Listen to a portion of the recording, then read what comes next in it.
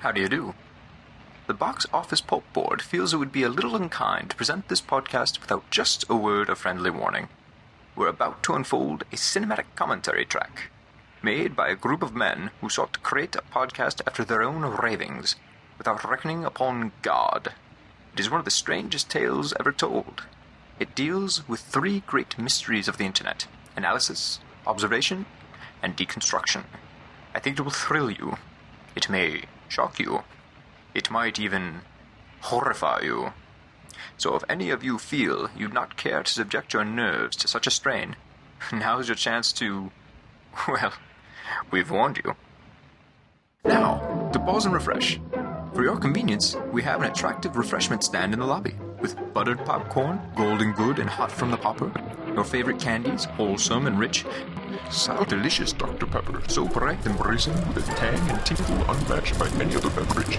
Our Louisiana is Dr. Pepper at our beverage stand right now, and then return to fully appreciate this bump and a tragedy. What species? Man. You are virus. Great. Just great.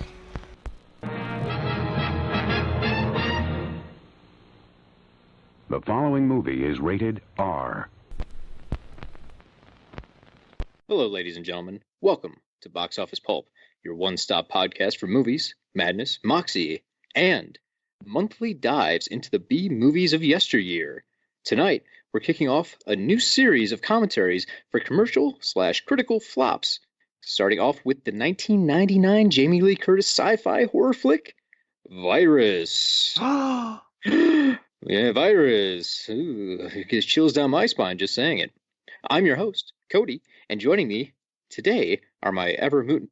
God damn it, I wrote mutinous, and I shouldn't have, because I knew I was going to butcher that when I said it. So close. You were so close. You were there. You saw the light at the end of the tunnel, and you were finally going to slip away out of this coma into the sweet release of death. But no, you're back in the coma. And thus we start 1408, the commentary within a commentary. I'm your host, Cody. Joining me today are my co-host, Mike. Say hello, Mike. I'm the dominant life form. That you are. And Jamie. You could say that it was your introduction that was the real virus. Oh, I'm going to jump out of this building. I'll be here, I'll commentary. Jamie, boy. just to let you know, I chose not to go with "I'm still your captain," so you could have the option of using it, and I just want you to know I'm a good friend for doing that. This was I appreciate that. It really worked out. I'm sorry Cody drove that wedge between us with his fucked up intro. It was one word. One word. It's a hard word. So try saying mutinous 5 times in a row. You'll probably do fine. Mutinous. Want me to keep going? You're just proving the point. You just summoned Sniper Donald Sutherland. No! I want my hat. He's the captain now. Anyway. Fuck it, we'll do it live. As way of introduction to this movie, in the most recent issue of Fangoria, there's an interview with movie critic Joe Bob Briggs, where he talks about how boutique DVD labels are pumping out special editions of forgotten movies and labeling them lost gems, which Joe Bob seems to take some offense to because it's pretty much all marketing. These films aren't really remarkable or award-worthy. They're just getting the label slapped on them that they're classics that we've lost. And we kind of buy into it. Fans buy all this stuff. I buy all this stuff. And a lot of times we kind of take the bait and go along with the idea that these are missing classics. Well, on the flip side of all this, Briggs also seems genuinely grateful that the films are at least being put back out, even if they aren't lost gems. He mentions that Schlock, which is being released as a collector's edition by Arrow, is pretty much an all-time bad movie that nobody would really want to watch. But because it's a John Landis film, completionists out there have to get their hands on it. So it's being made available, and more people are going to see it now than ever before. So something that was lost, even though it's not great, is going to be remembered and, out there. And I've said in the past, I've talked about it enough times where we don't have to get too deep into it, we should always try and find positives in every movie, no matter how bad they are, because there's someone out there who thinks, hey, this terrible thing is my favorite movie. Maybe it's the director's mom, who cares? Every movie does something kind of right that we can respect or admire. But the flip side of that is And if we want to merge my optimism with Joe Bob's pragmatism, you can find movies that have some good stuff and some bad stuff, and you can reflect on those and find out, hey, that's why that doesn't work, because Virus did it. And so that's why we're here for this commentary series. These aren't classic films that we're going to be doing commentaries on. They're ones that we remember, maybe even own, because they came out in special editions, but we're not particularly in love with or think are amazing movies. And watching them gives us a chance to reflect on what makes the movie worth remembering and why they didn't meet their potential. I think Jamie put it best when she came up with the series title. Tonight, we're kicking off Bop and a Tragedy. So before we start the commentary, we're going to go over the official drink of the night, which normally I try and make good, but going with the idea of not living up to potential, I give you the Yahoo. You're going to take 2 ounces of Yoo-hoo, 1 ounce of bourbon, and shake them over ice. And then you're going to drink this horrible chocolate milk concoction and think, there are better things I could have put in my body. Why am I drinking this? And you'll realize, oh, I'm watching Virus. Why am I watching this? Why am I drinking this? Why am I here? Is there a God? There are no good answers. I would like to thank Wired for giving me this idea. They were trying to compare tech companies to real-life alcohols. And this is what they came up with for the idea of Yahoo as a sentient drink. So let's see if this is as bad as it smells. Not great. Cody, I am so glad we finally got to what I predicted during the Harry Potter commentary. And I thought it was going to take like another terrible. year. But it happens. It's an amazing compliment where the I use chocolate milk because the one time I wanted Yoo-hoo in my life, it apparently vanished from the earth. The chocolate milk manages to just make the bourbon taste like alcohol without any of the good parts of bourbon. And the bourbon manages to make the chocolate milk taste like nothing. I'm just glad you didn't say, guys, I've decided to drink an entire canister of the Huntavirus. Now, folks at home, since this is Bop and a Tragedy, we're going to do something a little bit different than what I usually tell you to do. What I want you to do with this particular chocolate milk drink is I want you to make it. I want you to then put it on the counter, walk away. You can just and now we milk. wait for your child to come into the room and think there's some chocolate milk sitting out. No child will be dumb enough to smell that and go, this is probably fine. Then you put the car keys next to it and just leave the door open. Kid, He'll if you take can care hear of the this, rest. drink the chocolate milk, steal your parents' car. If I may jump into the deeper reason of why I picked out the drink, and just to sound like a complete tool on top of having drunk really bad chocolate milk, I like the idea of a two-ingredient drink just to go along with a very simple bad movie, because it shouldn't be overly complex, it shouldn't be overly done, and we're dealing with the whole horror of a virus being merged with flesh, which is a good way to describe bourbon being grafted onto chocolate milk. Half and half and thoroughly disgusting. Beautiful. So that drink is Captain Donald Sutherland? Oh, I have a new name. The official drink for tonight is the Captain Donald Sutherland. Really, folks at home, just make yourself a White Russian. You'll be a lot happier. Boyos.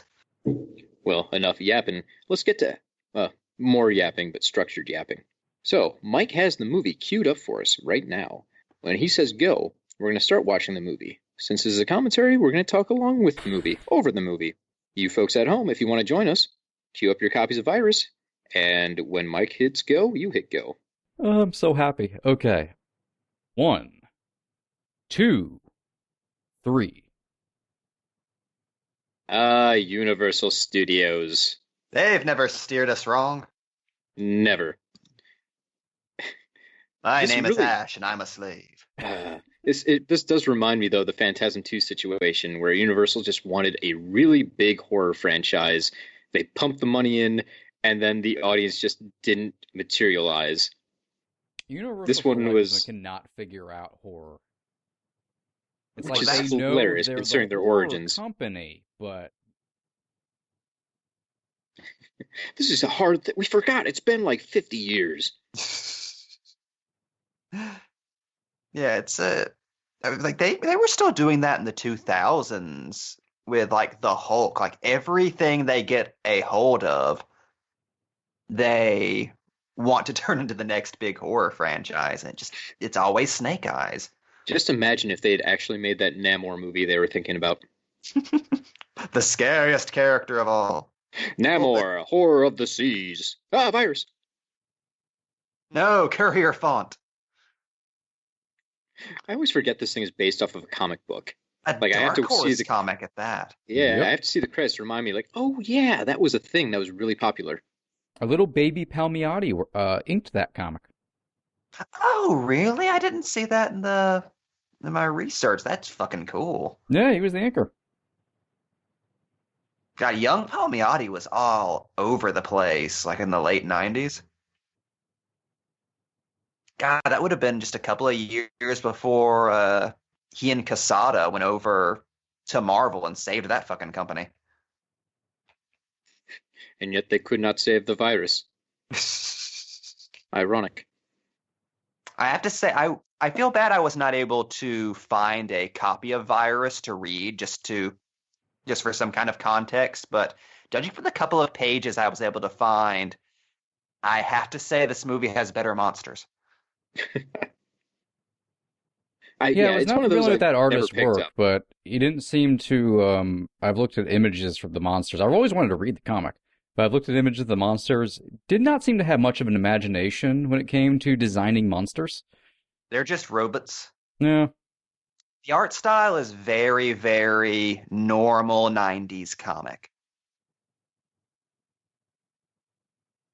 So just looking at the space station, it's interesting because on the commentary tracks, the director mentions like, we built all these things and I thought they looked really fake.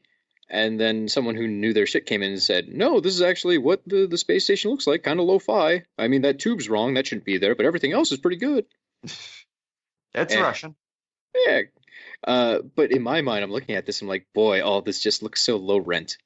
There's just something about it that looks cheap.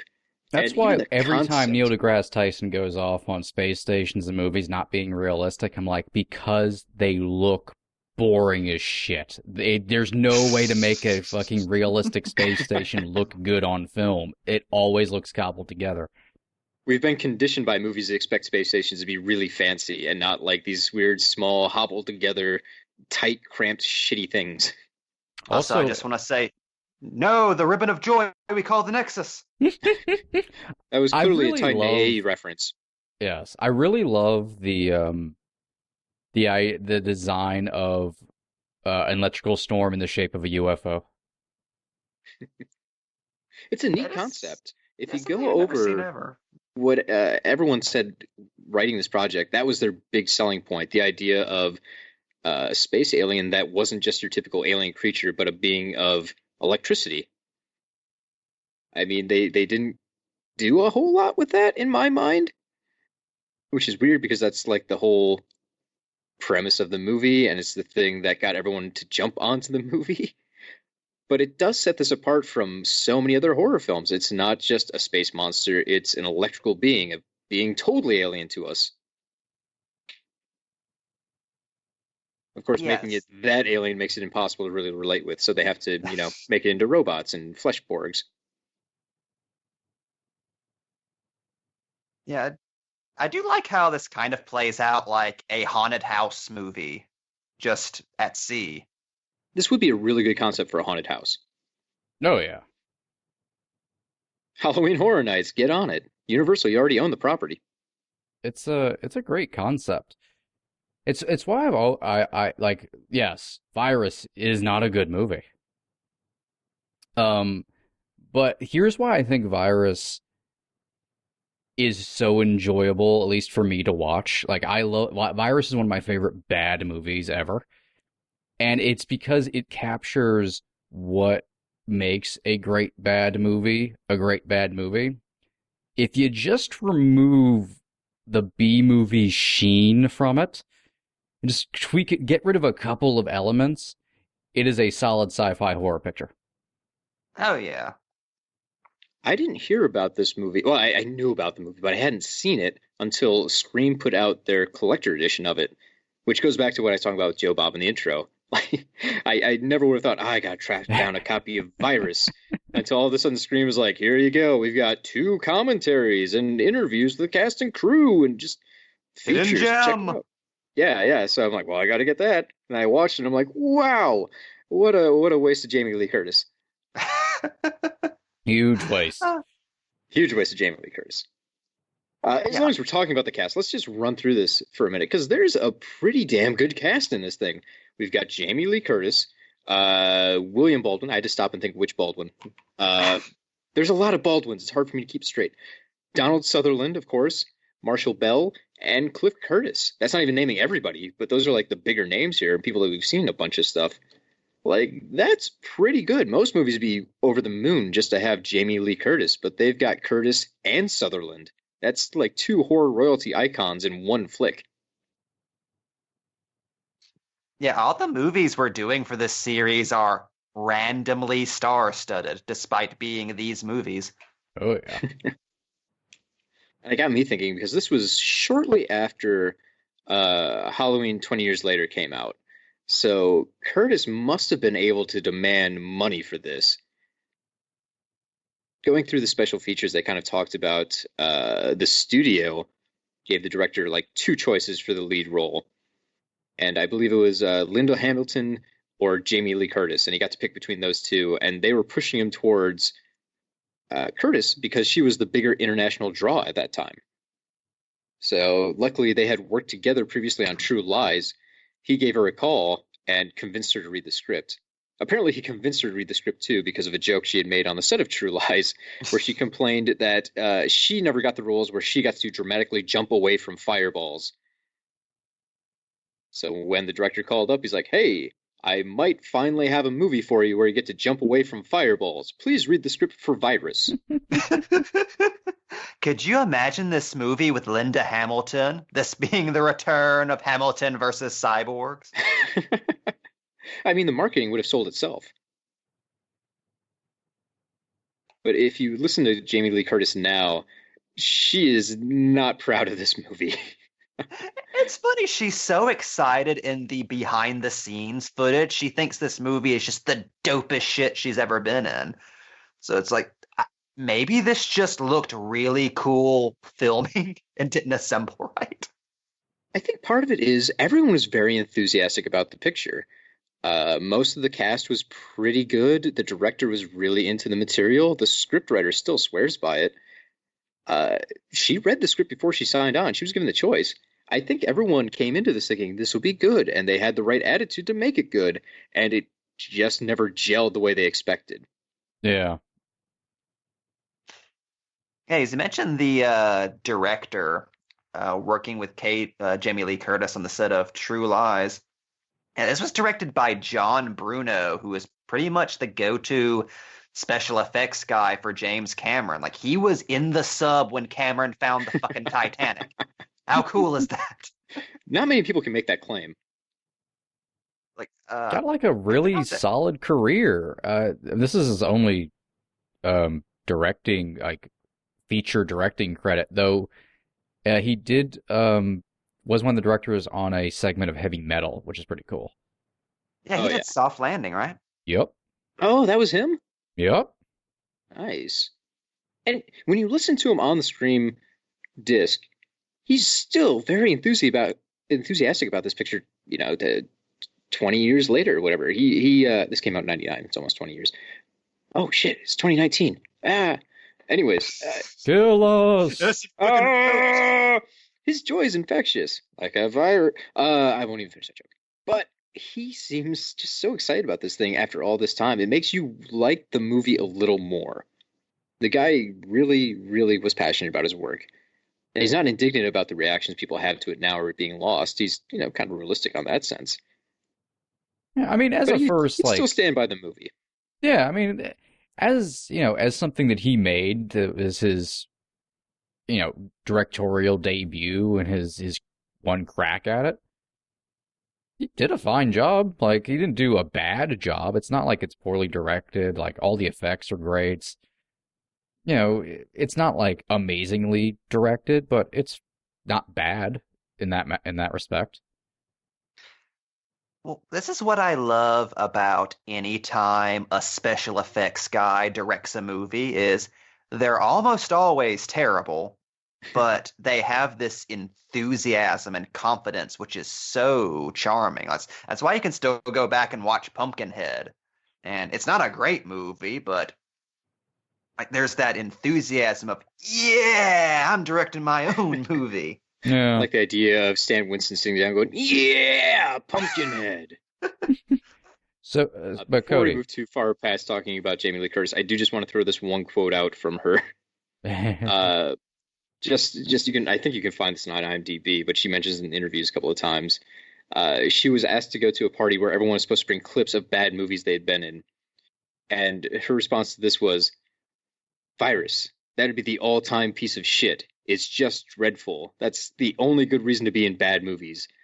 Then when your friends have bad movies, you can say, I've got the best one. I'm bringing Virus."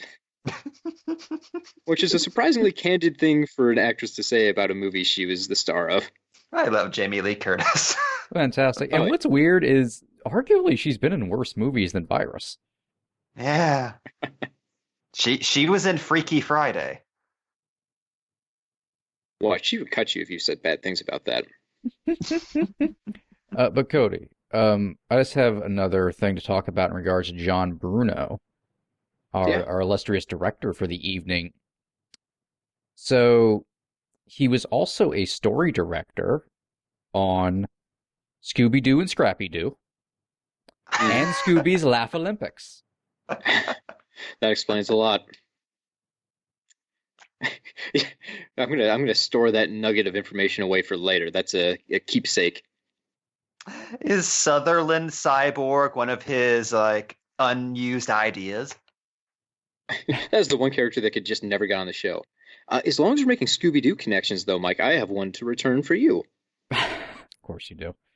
Cinematographer David Egby has a handful of well-known titles under his belt as DP. Mad Max, Dragonheart, Quickly Down Under, Dragon, the Bruce Lee story, Pitch Black, Reddit. He was the second unit for Predator, and, drumroll, the live-action Scooby-Doo movie. What? Don't try and outdo me. Oh, Cody, I had that written down in my notes. Like, that was going to be my next, I was going to parse that out and reveal it, later. Yeah, fuck you. You cannot out-Scoob Cody out. Actually, no, you got me on those that first one. That was really interesting. Right, Also, Mike, the amount of times we've walked in on you and your office suicide gun. As you gently place your hat on the desk because it means the world to you. And look at an old black and white photo of Donald Sutherland. The man who used to wish to be. Oh, he told me not to look now. Right. So before we move past this, if you look out the windows, they're supposed to be in the eye of a hurricane. Earlier, there were some shots where there's a giant storm all around them. You can see it on the screen right now. This was the second thing that everyone involved in producing this talked about being excited about. The concept of being isolated in the middle of a hurricane and how terrifying it would be. And boy, that does not get communicated to me in any way. It does not translate. I didn't know that was the plot until you just brought that up. They're in the middle of a hurricane right now, and it's supposed to have a lot of spooky atmosphere as we go through, but most of the time it looks perfectly calm. It looks like it might rain later. That's about it. Yeah. You kind of forget. You get these misty shots, and it's supposed to be a giant storm wall behind them that's supposed to give this grand scope and really sell the precariousness of the situation, but it never comes through. A bit too big of an idea for what was capable at the time. Yeah. Well, it gets me because it might be partly a budget deal, like they didn't just have a good way to communicate it. But Virus had a budget of $75 million in 1999. That's good money. I mean, that kind of blows my mind. For a quick comparison, let's look at Hellboy, which was made 5 years later. That had a budget of $66 million. And if you were to ever ask me which one of those movies had more cash, I would always say Hellboy, even though this was years later and made for less. Maybe that's a testament to how quickly CGI progressed over that period, or maybe it's just another way of saying Guillermo del Toro is a budget wizard, which is undoubtedly true. Or maybe it's just kind of like a backhanded slight towards photography. I mean, I don't want to be insulting about any of it, but this whole thing to me just never looked like it cost as much as it should have. Well, here's a twofold thing. One, Hellboy didn't film on water. Right. And the other thing is Hellboy didn't have Jamie Lee Curtis and Donald Sutherland eating probably a decent chunk of that budget. Plus, when you look at that, the special effects they were able to pull off, like we'll go further into it when the stuff starts showing up, but they made a robot. Yeah. Like that shit doesn't come cheap. They That's some tried very NASA hard to shit. make a robot. Also, I just want to say how weird it is to think this Dark Horse adaptation had a bigger budget than Hellboy. That is crazy. This one. Yeah, this was the one Dark Horse like put all the money on. Virus and Big Guy and Rusty got adapted before Hellboy. So we passed it a little bit earlier, but Donald Sutherland's Averton's suicide attempt. Here's something that I find fascinating about this film. Is Averton as a character starts in the third act of his own movie as the beginning of this movie. Like, he's Ahab already gone fucking crazy. Before we even cut to inside the fucking ship and meet him, he's already off his goddamn rocker and on his own plot. And it is both what breaks part of the movie and also what makes it enjoyable to watch because of everything he's doing. And I love the dichotomy between those two things. There's nowhere to go but down.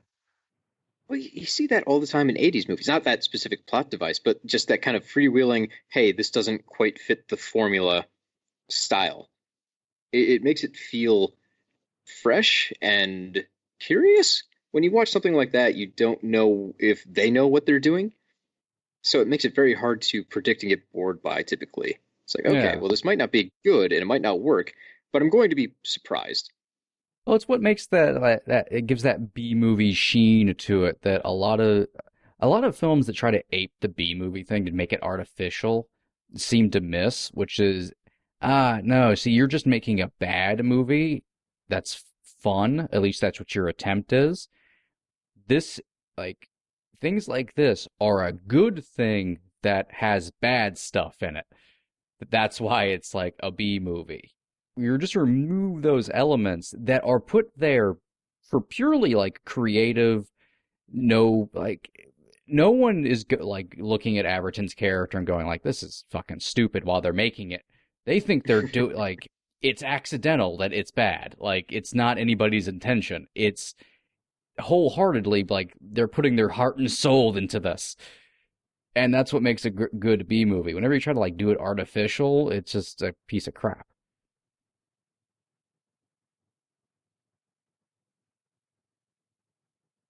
Yeah, I will never for the life of me understand the psychology behind, no, it's bad on purpose. Like the key element in making some fun of something that's genuinely bad is what you and the people you're bringing, like you and the people you're watching it with are bringing to it. Like the movies they watch on Mystery Science Theater aren't entertaining without the bots. Like you're trying to intentionally sell people an incomplete product at that point. Yeah. And even, like, examine the nuts and bolts of this film.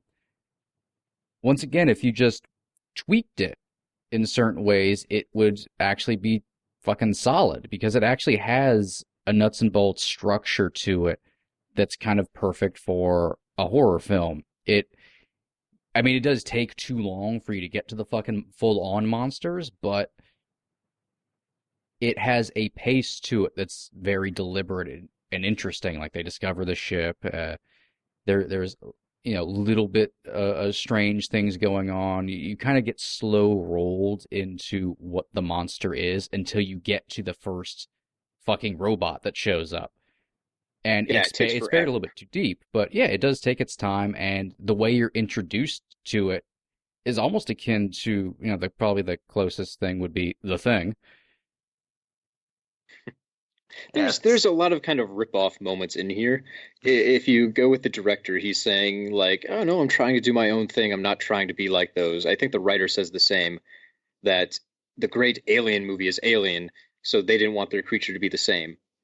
But if you listen to all the special effects guys on the commentary, or not commentaries, but the special features, all their comparisons are directly to things like The Thing or Alien. They talk about the movie as, yeah, it's one big great ripoff. Yeah, all I could think when watching this movie is The Thing without the performances or the pacing or the screenplay. Or the But everyone's trying to environment. make The Thing. Doesn't have the Yeah. mood. No, Which I that's think really in what the my mind, movie's that's the missing big is mood. downside. Right. I would totally agree with that. If this felt like a spooky storm they were in the whole time. There's something too about the attitude the movie takes. It's not super hardcore grim serious, but it never quite acknowledges the fact that it's a very goofy concept. And I think that hurts it because it never quite gets the right tonal balance it needs to hit the audience where it wants to be hit. Yeah, it doesn't really tell you if you're supposed to just be having a good time or this is like a straightforward horror film. Yeah, and when the horror starts, like it's pretty bloody. It's not like good time wacky horror or anything like that. It turns into a gory, scary movie. It gets surprisingly hardcore, I would say, at the end, and then it turns into kind of like a CGI action movie. Yeah, I don't the know. tone of this movie is so hard to place. Like we just watched Irish Donald Sutherland and Jamie Lee Curtis argue about maritime law. And an hour from now, a dude named Squeaky is going to become a robot man. Poor Squeaky. Also, just look at the concept of alien virus. I know we mentioned before, hey, this is unique. It's that electrical cloud. But this also seems like one of those movies that shouldn't exist outside of being a meta joke inside another movie about how silly Hollywood is. It's basically a real life version of Mant from Matinee. There's a space monster that's a being of electricity that wants to conquer the world, and then human beings get turned into kind of silly robot men. A lot of money gets spent. It doesn't look very expensive. There's a lot of CGI. It just, all of it seems like such a weird mishmash that in a logical cold world shouldn't get built. But here we go. This is the thing that totally exists and did not make much money. Now, I had never seen this up until watching it as research for this series. I was always under the impression this took place on a spaceship. It seems like it should be one of those movies, right? Yeah, there would be so much more to play with there. I believe there was a video game that came in as a tie-in for the movie that was set on an alien ship or an outer space ship.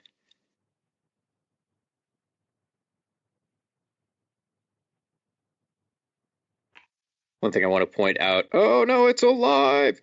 Why does the virus sound, I'm just going to call it the alien the virus. Why does the virus sound like a pig man?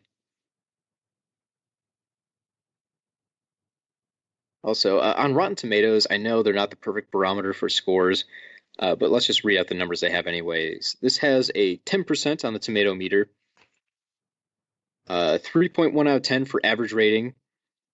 Out of 48 reviews, 43 were rotten, 5 were fresh, and the critics' consensus was, despite its great special effects, this movie's predictability greatly undermines its intensity. 21% of audiences liked it. None of those are really great things to say about the film.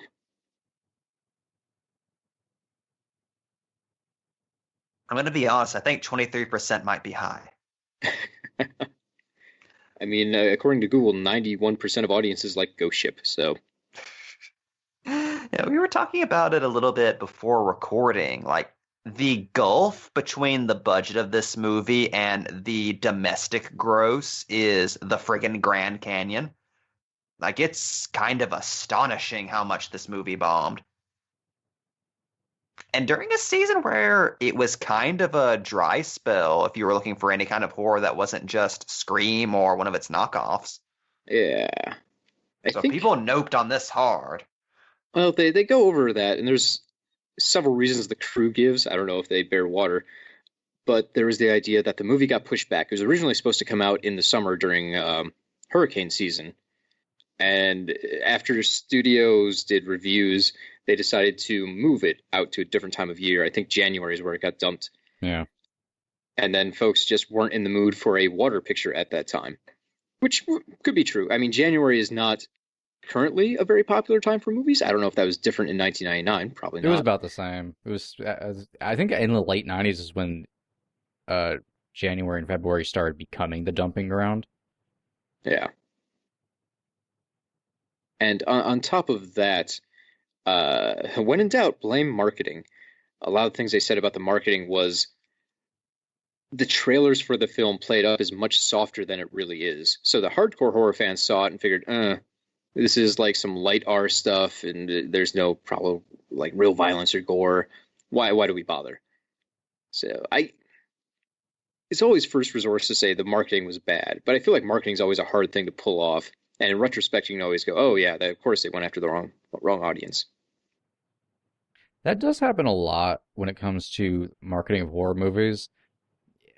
If you fuck it up in just the smallest of ways, you turn off both sides and end up marketing no one. Pretty much. This one was confusing too, though, because this movie had a lot of merchandising for an R-rated horror film. That's a weird they were thing. banking huge. And I have to imagine if you're a horror fan, it's 1999, and you're like, hey, I want to go catch a hardcore horror flick, and you see there are toys on the shelf for Virus, you're probably thinking, well, that's designed to try and draw kids in with their parents, not for me to go see this. It'd probably scare me away. Yeah, the reason this movie's always held a place in my mind, though I've only seen it recently, is I think I talked about this at the beginning of our Free Fire episode. I had the squeaky figure as a kid and held on to that motherfucker for years. That was an awesome fucking toy too. It was the one where you could remove the skin and there was a skeleton underneath, and then the skull and the spine would pop off, so you could just have a floating cyborg head dude. The fucking toys for this were like shit that would never be made again. They were incredible. They were like McFarlane toys. It was weird. Yeah. And cheap too. Like if I owned it, it was very cheap. I remember begging my parents to get me one. I think it was the Captain Alexei, which didn't look anything like the movie version at all. But like it came with a machine gun, an AK-47, a rocket launcher, all his skin peeled off to show like a Terminator skeleton packed with organs. Like it was rad. As a kid, as like a 9-year-old kid, horror toys were like the coolest thing in the world if you could get your hands on them. The McFarlane ones were amazing. These seemed really cool. And even if I couldn't see the movie in theaters, my parents might let me get the toy or might get the toy for me. So like I begged them to get me one. They got me that. And I think on the car ride home, I was so disgusted by the figure. One, it looked gnarly. But I mean, I knew that from the packaging, so I was okay with it. But the smell, there was this weird plastic, rubbery smell that made me feel so nauseous. Same. Like I couldn't stand the toy. Just the combination of the smell and the look, I'm like, I actually feel repulsed. So there's like the first spot of an alien monster. I like left the toy in my mom's car repeatedly, just whoops, forgot it, and then just took all of the little weapons to play with other toys, like the AK-47 and rocket launcher. Still probably sitting in it. Like you were the virus. I did. I still probably have those toys sitting in my basement somewhere. And who knows what happened to the actual action figure. Yeah, I'm so glad you brought the smell, because that's been a sticking point with me since I was a kid. Only 2 toys I ever owned had that particular smell. The Virus action figure and a McFarlane Toys Revolver Ocelot figure. Like, if that toy was in the room with you, you couldn't breathe. I don't know what, like, was it radioactive? Fucking collector toys in the 90s. Like, it's, I guess because of the molds or rubber they used, almost all of them fucking stunk. Yeah. And smelled like nothing else, like vaguely like plastic, but from plastic from space. I still get sick this thing of that smell. My mind's like, no, don't breathe it in, you idiot. You'll get mesothelioma. So anyways, every once in a while, I'll think back to that action figure and feel very guilty about making like my mom buy it for me and then basically throw it away. I just want to say I would fucking kill to see Todd McFarlane, like current Todd McFarlane with like the tan and the gold chains and shit. Be like, if you or anyone you love was injured or has long-standing medical problems because of one of my toys, call this number. I'll give you some money. Come on, we'll be cool. I imagine you call that number and no one answers. Okay, so tracking back 3 seconds, we just saw the first of our crew to be killed off screen by the virus. So Bruno, in one of the commentary tracks, mentions how at the time of making that, there was a large discussion about who in their right mind would go into that hole after seeing potentially a robot tarantula. And he decided, even if it was a dumb idea, he thought it was a good idea. Not because it was logically sound, which he agreed it was not really, but because it engaged the audience. He thought it would allow them to have a moment to talk back to the screen, ask what the hell the actor was doing, and in that way, the audience would be involved and interested in the action that would happen. That's a first-time director talking. That's a strange way to think of it. But I would rather have the audience screaming at the screen than paying attention to, their phones or something. They are actually engaged, even if they're thinking, this is so stupid. Oh, I mean, it's not really flawed logic, honestly. It's probably logic no one else who's maybe a little more experienced would use. They'd probably just say, yeah, he's doing that because it's a movie and just move on and film the scene.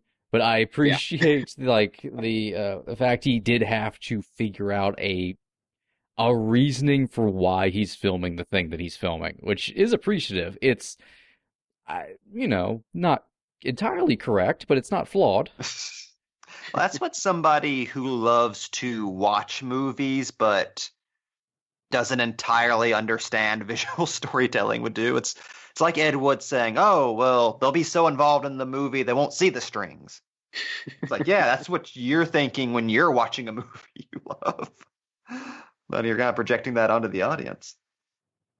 But again, that's what I love about films like this. You get those almost childlike moments of just somebody with all the toys in the toy box just saying, oh, we'll have this happen. Just it'll be fun. Come on.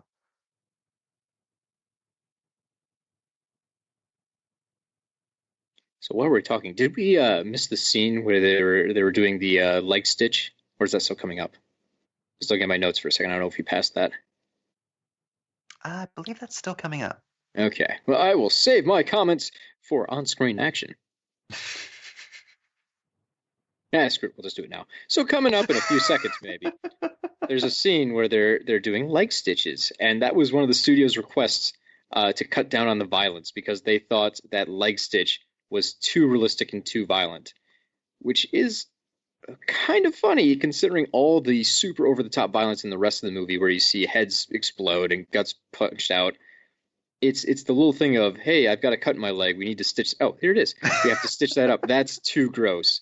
And I think it comes down to that's realistic violence. Most of us have probably been to the doctor where we had to have a shot or a stitch, and we know what that pain is like, and we know what it's like to be in the chair while it happens to us.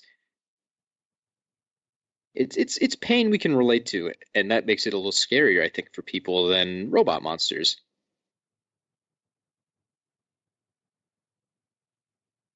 It's funny where the audience's line with things like that are. Yeah, originally they had 2 close-ups of the stitch going through his leg. The second one had to be dropped because that's where audiences apparently threw their hands up and went, no! I think one of my favorite moments like that is in the James Gunn movie Super, where that movie has so much hilarious ultra violence in it, but there's this one scene right in the middle where Rainn Wilson hits a dude in the head with a wrench and it just goes, and it is so sickeningly realistic that it immediately makes you go, ah. I like this one touch here. When the woman pops out with the gas mask on, Baldwin is right next to her and she doesn't notice him, which makes perfect sense if you stop and think about how shitty it is to look out of a gas mask. As someone who owns that style of gas mask, yeah, you can't see shit. So, No, yes, all the someone could be criminals right Mike next- tries to catch just run away. Please stand directly in front of me at all times. Please breathe in my gas so I may knock you out. Sha-sha! The Sandman strikes again. Oh, then I trip on my trench coat.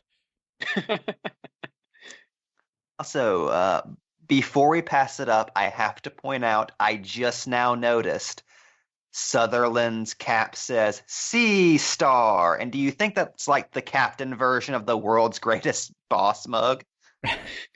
That was the name of his ship, right? I would like Yes, the but idea I too, if like he just Jamie's considered version. himself. I like that one a lot. I like I'm the the idea he Sea got it from- Star. I just like that he got it from Spencer Gifts. He's wearing booty shorts underneath his normal costume that say Ocean Master on the ass. I like to think Sutherland kept the hat. I'd be amazed if he didn't, to be honest. The hat was a big deal to the guy. He improvised taking the hat off before the attempted suicide because apparently his character thought, I don't want to mess up my hat. And later on, we'll get into the story of how the hat derailed thousands of dollars worth of prosthetics. Also, God, this movie is just wire porn, isn't it? So many wires. 90s loved wires. You ever notice that? It was the wired age, Mike. Going off of that, I wonder if this movie was pushed into production in 99, like just because of the upcoming Y2K scare. I don't know if that necessarily lines up if people were thinking about it that early. But you have to wonder, like the end of the century when the Y2K scare came in, if sentient computers was a thing that they thought might scare audiences.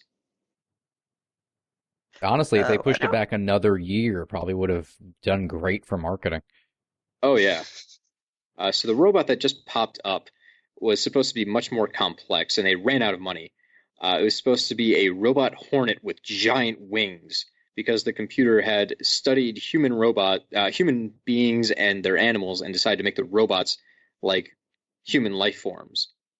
Since the alien itself is an electrical being and it didn't quite understand how corporeal form should work, so it was just copying. The studio didn't want to spend the extra $12,000 it would take to create the wings, so they just shot the puppet without them, making it look kind of odd and funny more than threatening, because it's just a puppet on a string that just pops up. The important thing is it smells like poop for some reason. Let that be your takeaway on all the monsters in this movie. They specifically smell like dog shit.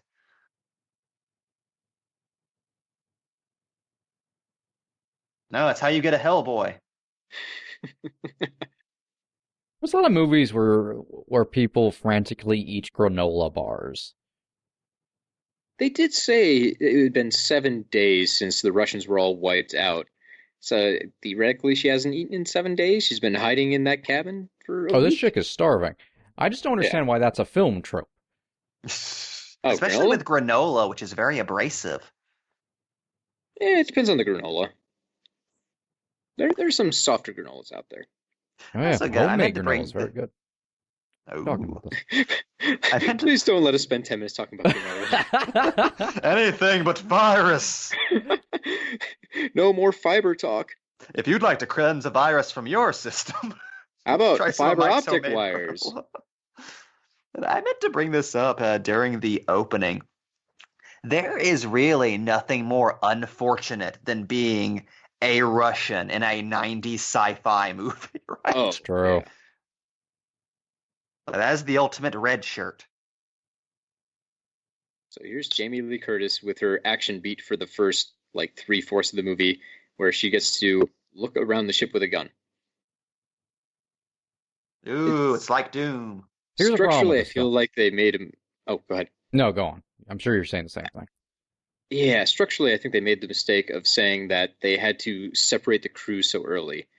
So we have a couple guys who actually find the monsters and the robots, a couple people that have to stay behind and look after the injured crew from relative safety.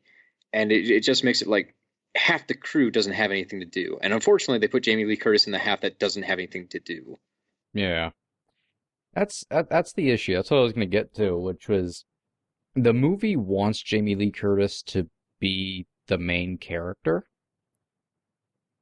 but then kind of actually forgets to have a main character. And that's really the biggest flaw of the film is like Curtis needs to come out and be the Ripley of the picture.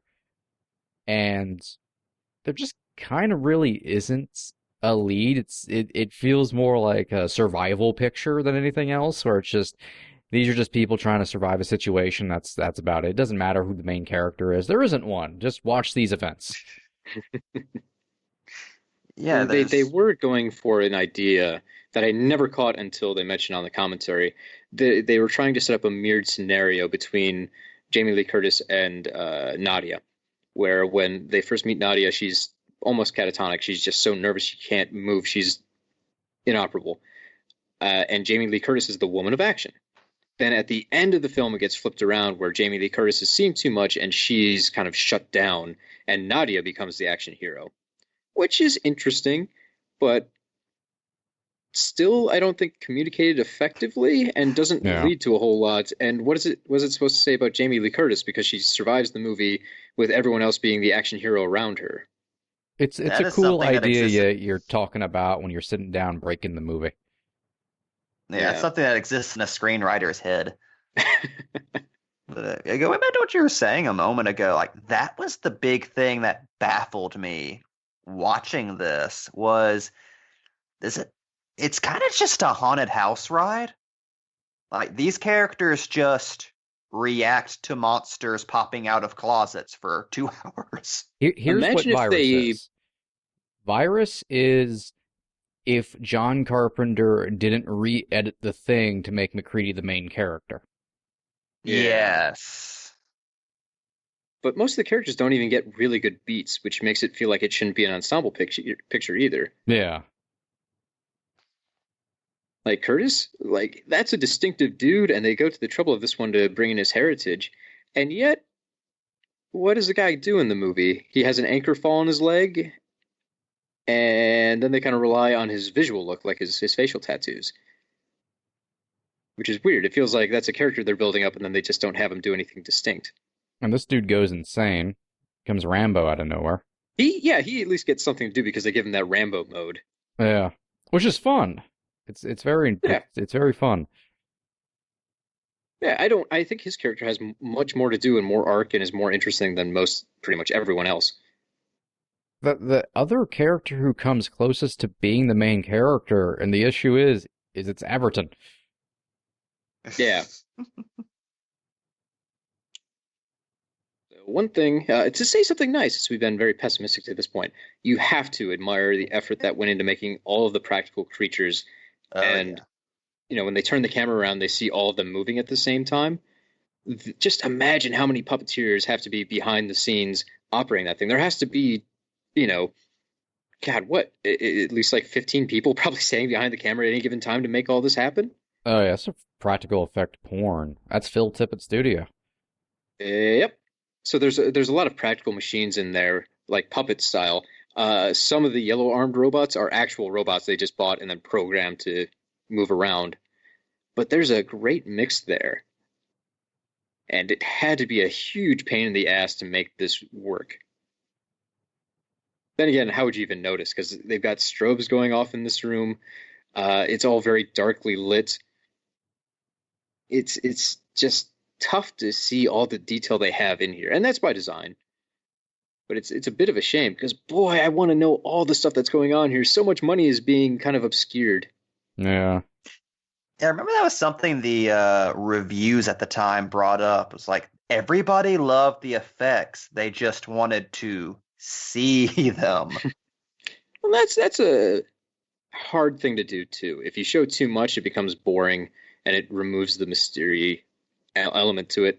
You can't see too much.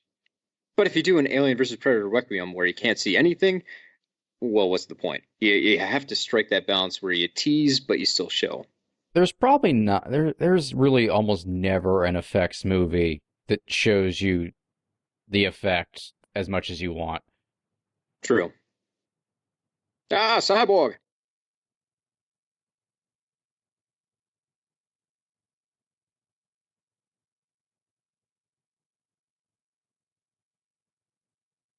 Like, what a dark place shootout this suddenly turns into. Not got him. Quick, use one of like the 18 guns we stole. Possibly RPG. So I want to talk about I want to talk about both writers of this film, but I first want to talk about the main writer, the one who created the comic and all that, because I think he has a fascinating backstory. So the main writer of the film was Chuck Ferrer. He originally wrote this as like a screenplay in I think 1990,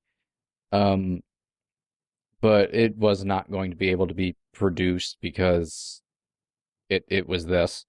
I didn't mean that in quality. I just mean it has like fucking cyborgs and robots and shit. It's very expensive. Yeah. So he pitched it to Dark Horse instead. Wrote as a comic, eventually got made. He wrote the screenplay. He's also written quite a few other screenplays, and I'd like to just go down his credits. I'll start with the screenplay credits because he's actually he's written comics. He's written prose books, both fiction and nonfiction. He's actually kind of an acclaimed writer in that regard, but he did an uncredited draft of Sudden Impact. He co-wrote Navy SEALs, which I love so much. He worked on Darkman. He wrote Hard Target for John Woo, which is a biggie. He co-wrote Barbed Wire, which I also love. He wrote The Jackal, which is pretty cool. Also, I actually love this robot dearly. It's my action figure. Look at this, the fact so it fucking reloads, I love so much. This is the moment where it's like the way it shoots, dude, just it's like a Chuck E. Cheese animatronic went insane. He's like, horror RoboCop, why isn't this the movie? All right, back. Mike, give me that list. And then, of course, he co-wrote the film Virus, which we're watching now. He did an uncredited rewrite of Arlington Road. He came up with the story. He has a story credit and a co-screenwriting credit on Red Planet, another movie I love, and I will defend Red Planet. Has an uncredited credit on Second Nature, and then he did early drafts of both Shooter and a very, very early draft of The Green Hornet. Wow, I did not know. I was going to say, I have to assume pretty much everything he wrote for Green Hornet got thrown out. Pretty much. I think he may have done... Gondry had been wanting to do Green Hornet for a very long time. I think he may have worked on a Gondry version of Green Hornet before Rogen and Goldberg, actually. I think that might be why. Might be wrong about that. Now, this is where it gets a little bit more interesting, though. Because he has a few, like, he's written Killing Shay for Random House, which is in the fiction. It's, kind of an espionage thing. But he's also done nonfiction, like Seal Target Geronimo, the inside story of the mission to kill Osama bin Laden. Oh, shit, I heard of that.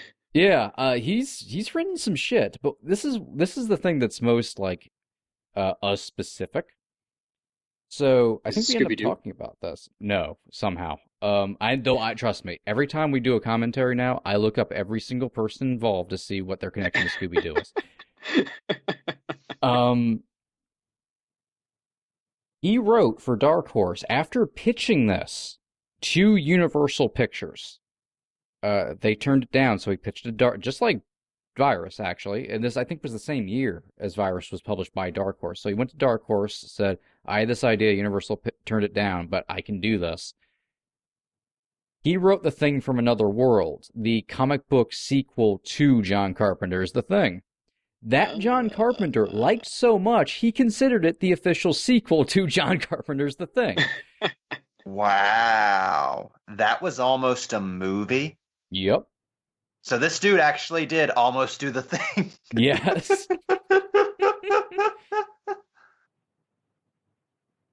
God, I actually forgot all about that comic existing. I wonder if that's still in print. I believe there's actually an omnibus of that, and it's the sequel miniseries that kept coming out. Like I think there was like 3 or 4 other ones. I think he may have done 2 of them. I don't remember. It's funny. Oh, that thing just keeps coming back. It's like the Blob. I like how that makes him an accidental pioneer, because that's kind of par for the course today. But I guess that would have made him the first dude to turn a pitch into a comic that then gets made into a movie. Yeah. The Aronofsky thing. Okay, look at those effects. Sort of distract from writing, but this is, in my mind, really a big standout of the film. Just this robot corpse they're going through. Oh, this is like a set piece. I fucking love this. Yeah, this is And the you can peak see of in the movie, full really. light. Ugh. Yeah, the group's reaction there too. They knew what was going to happen, but they didn't know it was going to happen like that. They basically told him, lean in and pretend you're getting a good look at its brain. And then they kicked off the animatronics when the guy wasn't ready. So those were all real jump scares in camera, which are always fun. I love it when people do that kind of stuff. Yeah, I'd go as far as to say this is one of the best scenes like this I've seen in a movie. Like, it's really hard to pull off the we have a body, but we're not entirely sure if it's dead trope, because audiences know that that's coming and it really tests the intelligence of the characters. But for this scene, no, I totally believe it. We have no idea what the fuck this thing is or if we killed it or not. Maybe it's dead. How could it possibly alive? I don't know. Aliens are afoot. It's a robot zombie. On top of this, Igor fucking Frankenstein over here. apparently the studio had at one point thought, well, what if we could make this PG-13? And they looked into ways they could maybe reduce it, and then I think they basically decided, oh god, we would have to remove so much. This isn't a super short film. I think it's something like an hour 40. Yep. But if you removed all the gore, you'd have to fill it with something else to connect the plot, and boy, you would not have a movie. This movie already feels like it was reshot around things. Oh, there we go. See? Oh, the storm. We forgot about that. My God, Mark Wahlberg is dying historic on the other side of that thing. So before we get too far away from the writers, I want to talk about the co-writer of the film. Yeah. Person who did, I assume, probably the last draft or something. That because you go over Farrer's stuff and it's like, okay, that's actually kind of like, I'm not going to say a prestige dude. Like as far as his like film, a decent chunk of his film credits, there is some like good stuff in there. It's like, okay, like co-wrote like a lot of schlock, fair enough. This like wrote a lot of like a good, straightforward books and stuff. And then you get to Dennis Feldman, who, besides somehow being the writer of The Golden Child, like, in there, which, like, I don't understand, he's pretty much just famous for 2 things. He wrote Species, and he's the writer and director of Real Men starring Jim Belushi and John Ritter. And that's pretty much it. I knew about Species. God, if you grew up in the 90s, you caught Real Men on Cinemax at 2 o'clock in the afternoon. So if you're wondering how Virus is Virus, I just explained it to you. There you go. Feldman did do a decent polish on the script before they started filming, and he had talked to Bruno, and I again said there were 2 major interests: the storm and the concept of the electric alien. So I think he probably brought both of those a little bit more to the forefront than they were previously, if they were even really mentioned or touched on much at all in the first draft, which I haven't read. I don't know. And once again, none of us have read the comic. Yep. But listening to the interviews with Feldman, he's very proud of his work on this movie. He thinks it still works up, and it is something that maybe we'll rediscover and hold up in the same light as Alien in some time in the future. Not holding my breath on that That's one. pushing it. But I love the fact that he used Alien as the comparison for this movie because it does have a certain Alien feel to it in like a generic sense. Oh yeah. I just want to say you left out the most amazing credit in there, in my opinion, which is Feldman also wrote the screenplay for Just One of the Guys. Ah yes. That What the movie fuck? everyone remembers for that one scene and nothing else. How was the Golden Child in there? The Golden Child was so like I think I audibly gasped when I scrolled to that when I was doing my research. We've had so many good effects, and then we get that stomach punch, which just The stomach punch almost works. It's just a almost little bit too works. puppet looking. Yeah, well, especially when they throw the body, it goes so ragdoll. It's like, that doesn't seem right. The important robot thing is itself this looks thing great. fucking is cool as shit. Yeah. Yeah. I mean, I almost would have rather had like the robot just shoot him in the face, do a normal squib, and then just focus on how cool that robot is. This movie tries very hard to hide its awesome. Well, just the fact that, boy, it takes nearly an hour to get to the point of like seeing monster action. It takes a long time for this thing to get rolling. In an effects movie too, which is a cardinal sin. Right. Well, sitting at home and watching this thing, it gets rough. Like I wanted to scene skip about half of this movie to get to pretty much where we're watching now.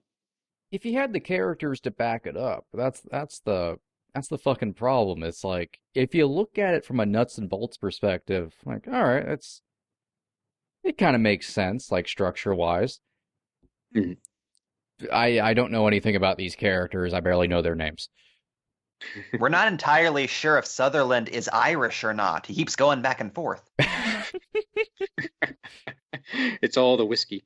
Yeah, we've somehow managed to get an hour into this movie and not talk about one of the greatest weird monster accents in movie history.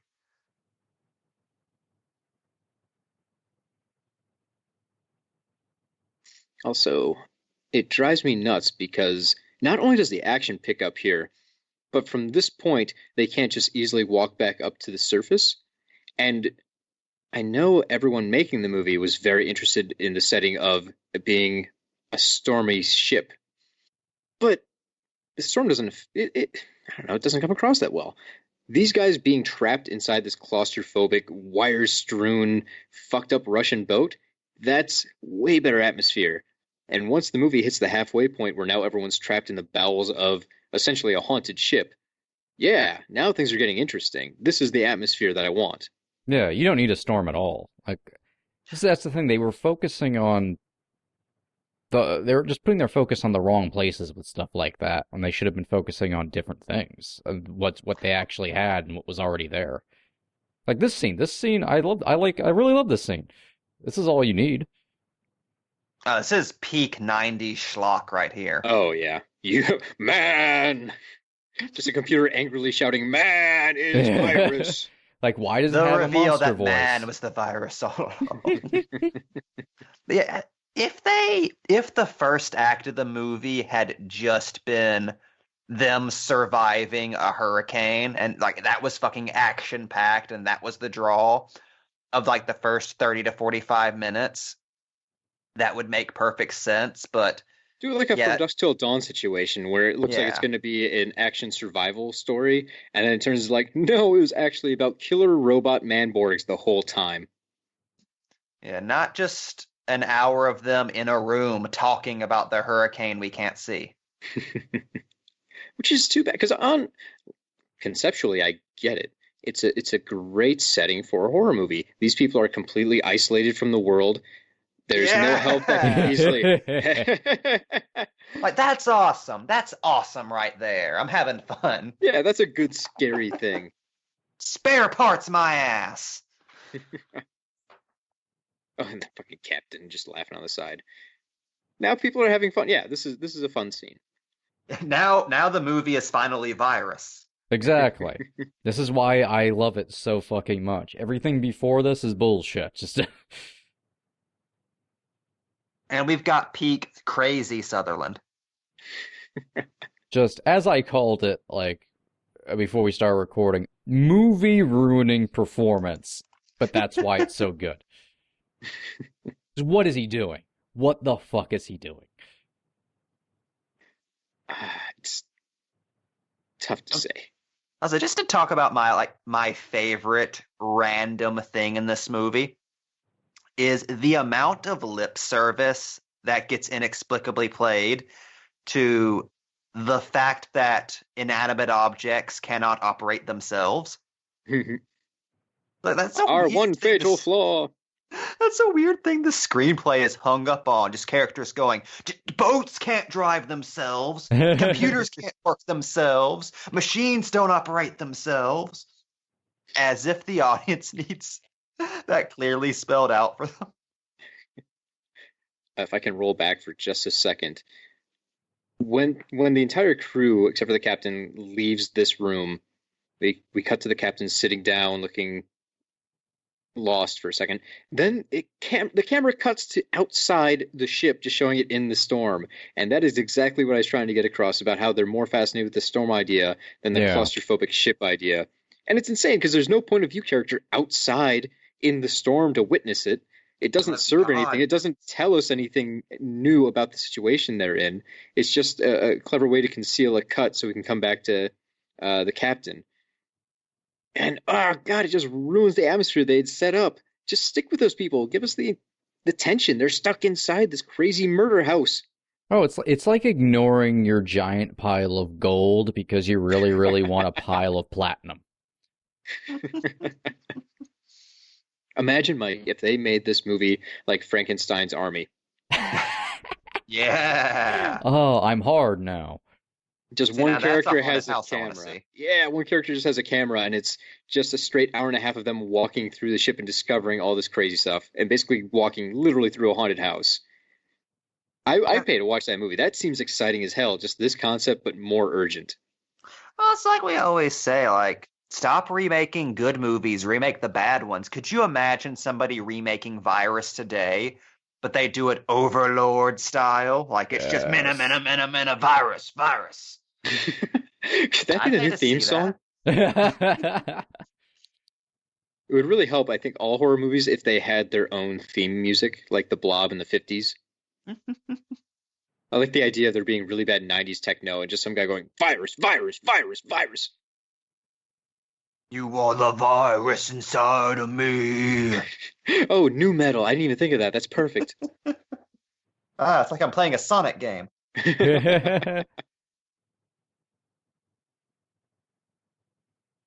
See, going to back to the haunted house thing. What are we doing right now that the plot has finally began? Walking down corridors and peeking into rooms in case something pops out. Right. And then picking people off one by one. Ah, the wires. So many wires. So many loose wires.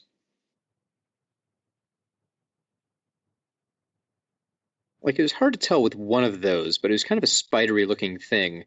And it had like a security camera body. Its legs didn't look like they were wires, though. One of them. The other ones were all just wires.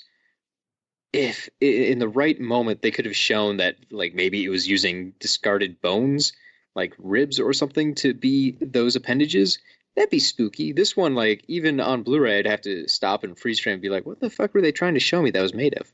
Yeah. It's just one of those lost details where I guess it's there, people pick up that something's not right, but it's very easy to lose that information, and all the production value is kind of just shunted to the side. Speaking of production value, look at this awesome robot in front of a low-budget movie fan on a ship. Like Dolph Lundgren's Punisher is about to come out and waste everybody. No, that's atmosphere. Look at the shadow. Oh, now we're in the Mushroom Kingdom. Look at all that fungi. But I just want to be in this room. There's just people hanging upside down. It's like, what the fuck is going on? What's that crab thing doing? I You think the mean guy's torso is just tinfoil. this is just the body shop from Mojo World? Spiral's there in the corner about to give Sutherland new eyes. Just It's all so grody. and this is easy to say, 2020 hindsight, but we have all these kind of tracking shots, almost POV shots from Everett, just of this workshop. But imagine, what if the second unit had just taken over and we got a series of inserts of just all these things up close and just let them linger for a couple seconds each, almost montage style, and really like hold on some of this stuff. Now we're talking. I don't need a sweeping view of the scope of the room. I want to see the individual fucked up things that are happening on each table. Yeah, I mean, look at that. Then look at this robot with its weird mandibles. And teeth, because every robot that wants to be a man has to have metal teeth. That's what makes us our most human, Cody. So I get serious hardware vibes from this robot. Oh, yeah. Oh, yeah. I've seen people post images of the Mark 13 from Hardware, but talking about Virus because they just kind of look similar. It's definitely the eyes. It's more concerning when they do it with Short Circuit. Johnny Johnny Five, you Five's grew up to alive, have alright. issues. Your flesh. He's bleeding to death. On to the next cavern.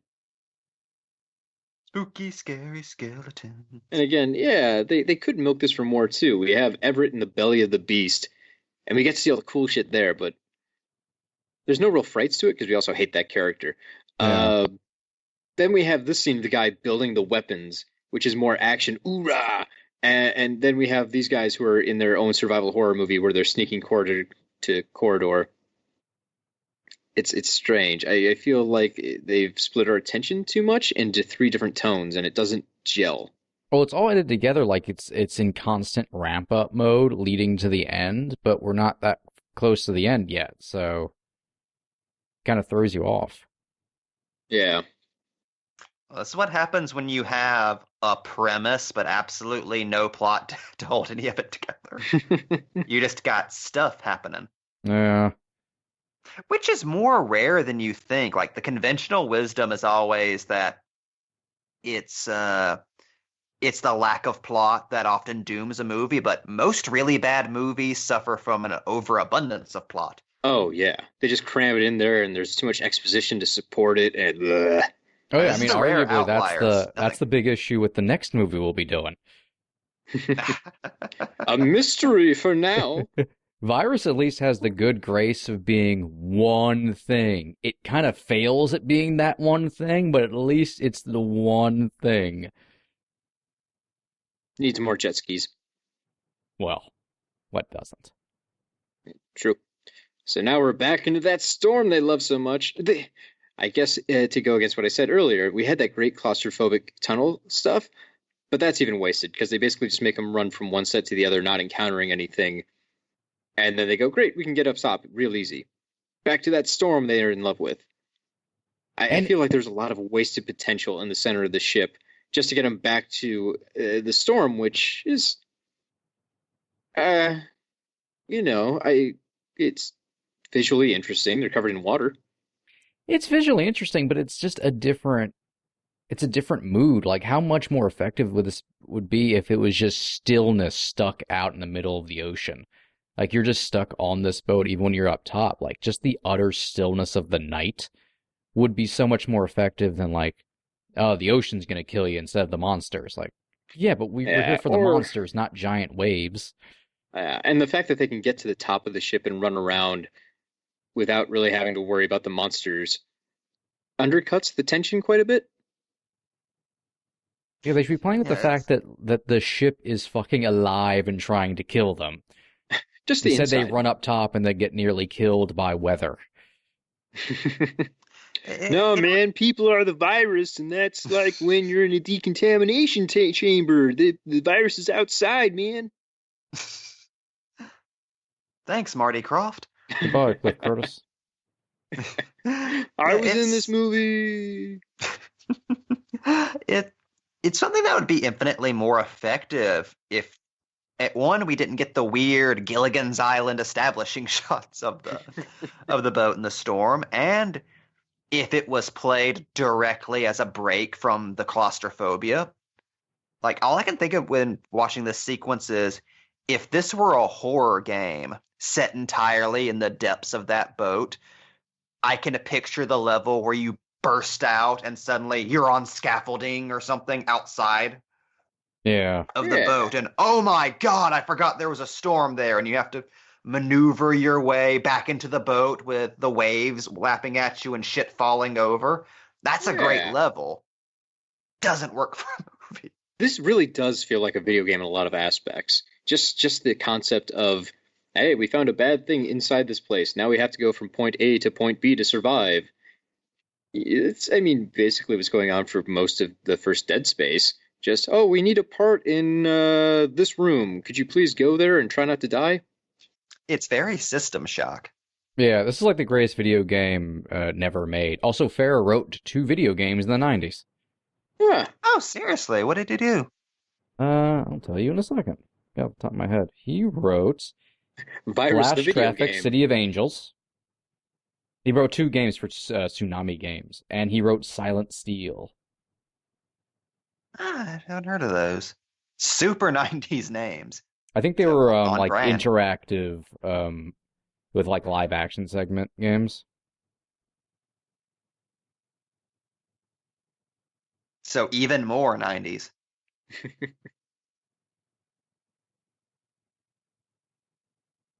See, He's all the storm also, ended up being was just it distracted you from the monsters for a while. Right. And Yeah. I could see the storm being a great way. Let's put it this way. Every horror movie is essentially trying to find a way to isolate the characters. That's why people love Cabin in the Woods movies. They're out in the woods where they're isolated from help. It's also a way for them to say, oh, there's no cell reception out here in the woods, so we can't use phones to get help. When you're in the middle of a storm, even if you can somehow use your radio to call help, you're in the middle of a storm. They can't send another ship to go get you easily. And that's where the tension comes in. These guys are truly on their own.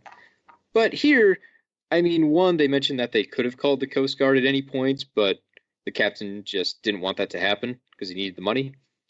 So he just breaks that radio.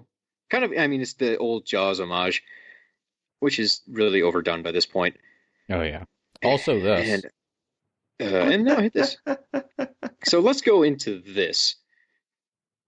Donald This Sutherland. is why we're watching this movie, guys. Yeah, Donald Sutherland got the script for this and agreed to be in it, but then when he got on to the production, he said he only wanted to do the prosthetics once, but he didn't want to get into this makeup multiple times. So he told them, I don't care how long it takes, but we're going to do all of my scenes as the robot in one day. And it took something like 6 to 8 hours to put this fucking makeup on him, and several more hours to take it off. So he had a long workday to get all this done. It's something like 32 setups, I believe they said. So they do all this work. They put him in the whole makeup, and behind that hat that he's wearing is a really impressive display, like an animatronic thing that looks like wires and brains and stuff. And the makeup was designed so there is no obvious tells or seams in the costume. You're supposed to look at this and go, how the fuck did they pull this off? Where are the wires that operate this thing pneumatically? And because they put the hat on, you just assume everything is underneath the hat, like the batteries and all the controls. Of course, Donald Sutherland decided the hat was very important to his character and refused to remove it in the movie, which is why he's constantly wearing a hat, which pissed off the special effects team to no end. They just felt like thousands of dollars of their work was being hidden and thrown away because Donald Sutherland refused to just show off the goods or even take the hat off for a second. And because he only got in the makeup once, they didn't have as much of his screen time as they originally predicted. So they didn't have the time for him to show off all the stuff they'd made. This was a bulk of the special effects budget, and they really had to waste a lot of it due to the circumstances. Yeah, like fucking Bioavertant is supposed to be the big fucking finale villain, essentially. Like the big thing you're building to, even more so than like the Goliath and whatnot. And it just kind of looks like he's wearing a chest piece and some shit on the side of his head when it's so much more involved and cooler than that. I just love the idea of Sutherland getting that into this character. Of all the characters he's played, this is the one that needed a hat. Well, they got into a big fight. The special effects guys are like, hey, could you take the head off? He's like, I want my fucking hat. And they got into it. The director had to kind of separate them. I think, obviously, he didn't tell Sutherland no. So there was some bad blood there. The effects team did say Sutherland apologized later on for causing a fight, but he did not apologize for wearing the hat and ruining the shots. Oh, there's a great moment in I think it's like a VHS documentary that I guess was on the home video release, where they have like some brief behind the scenes footage of the makeup being applied. And Sutherland just kind of looks over his shoulder and says something to the effect of, yeah, they're filming this so a fight don't break out. From my understanding, that may not be wrong. Things apparently got pretty chippy about that. Even listening to the production information now on the special features of the disc, everyone tiptoes around it. No one wants to call Sutherland out as a bad guy, except for some of the special effects guys. But they don't say a ton of nice stuff about him either. I think there's maybe a little bit of bad blood between everybody. Or maybe he just made it more difficult in other times. I don't know. They didn't want to quite get into it so much. They were very I don't want to say political about it. They were kinder than they needed to be, I think. What I want to know is how awkward must those 8 hours have been? Like, did they still make small talk? Well, they said that was the worst because after all that finished, they had to take him out of the makeup for hours, and it's just like no one said anything to each other. Oh, God. So here's something fascinating to me, and I have a love-hate with this. Late 90s CGI bonanza effects. Where in the 90s they decided, hey, if you're going to make a big movie, it's got to have a big CGI creature. See something like The Mummy, and sometimes it pans out, and sometimes it doesn't quite work. I think with a robot, you got a lot more flexibility than you would in some of the other giant creature flicks. Much more so. It if it doesn't move better right, than you'd expect. Yeah, if it doesn't quite move right, you can understand it because, it's a robot. It can't move fluidly like a human. Ends up kind of looking like a stop motion creation, which I think helps. Yeah. I dig it. So It gets scale across pretty well, which a lot of late 90s CGI effects failed at miserably. Yeah, and really, if you go back and look at other stuff from the time, their CGI was just an eyesore. So at least this one's kept in the dark, and you can roll with it. You notice it when it's there, but it could be worse. It's also, not Scorpion King. God, yeah. But on top of that, the actual puppet they made for this, essentially they didn't have the money and time to build it the way they wanted to. So it just doesn't really work by itself. They needed to have the CGI in there, and I think they made the right choice going with kind of the CGI critter and insert shots of the robot. Yeah. It sells it. Once again, the film's not like it's not technically well made. From a technical standpoint, good decisions were made. Much like Cody's drink, if only it tasted good. If only. I should have just made a White Russian. Computering. That's why I love it typing there. And the Goliath really does just look like the Mark 13 head-wise a little bit. God, it's just so weird, like all of like the muscle and sinew, and that's such a cool design. And mandibles. I can never get enough of robot mandibles. I got the same, like literally the same phrase. That's why the Predator has mandibles.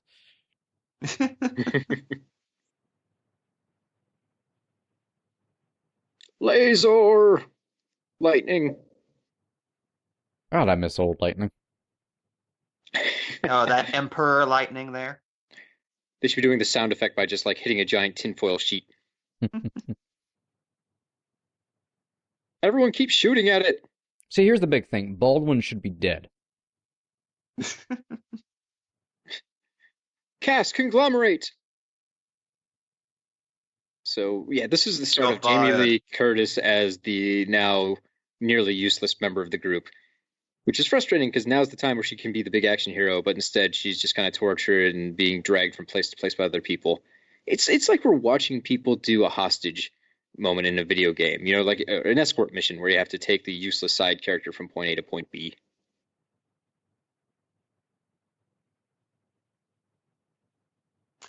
God, just go into like the robot design again. Something fascinating they brought up during that documentary I found is at the time this was some of the most intricate and involved animatronics that had ever been done in any movie.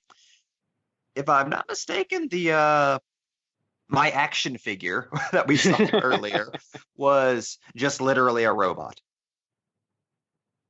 I believe at one point they say we had to make sure it didn't hit anybody because if this thing punched you, it would fucking break bones. Like it actually had super strength, and that's kind of amazing. Oh god, the murder bot's gone loose. That's the whole movie. It's just that a robot accidentally starts murdering the cast and crew. It's kind of a shame that probably all of these things were destroyed directly after making the film. Yeah, that's what I miss so much about practical effects, especially from this era, because really the difference between making an advanced animatronic and just building an actual goddamn robot is pretty thin. Like these were advances in science they were making. And all for Virus.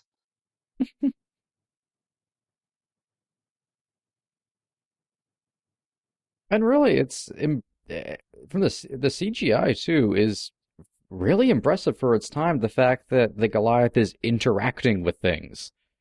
Yeah. Like, you didn't really see that. Usually it was just the one thing just kind of floating through a scene. Here, the CGI Goliath is like pulling down beams and throwing shit around.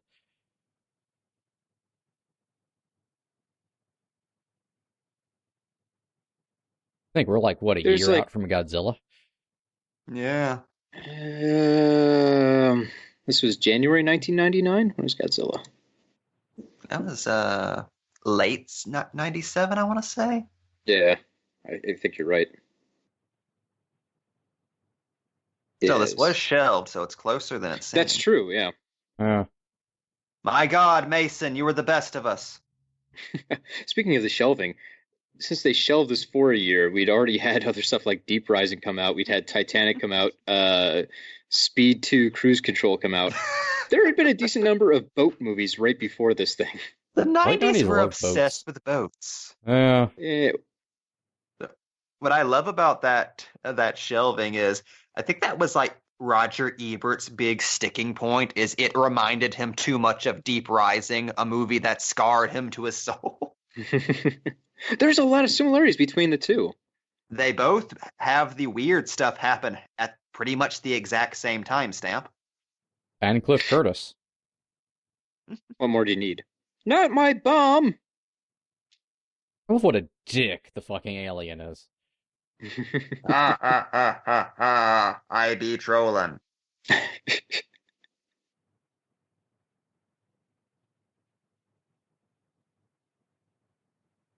God, it's so... I can't get over them putting Jamie Lee Curtis in here, considering they don't make use of her talents.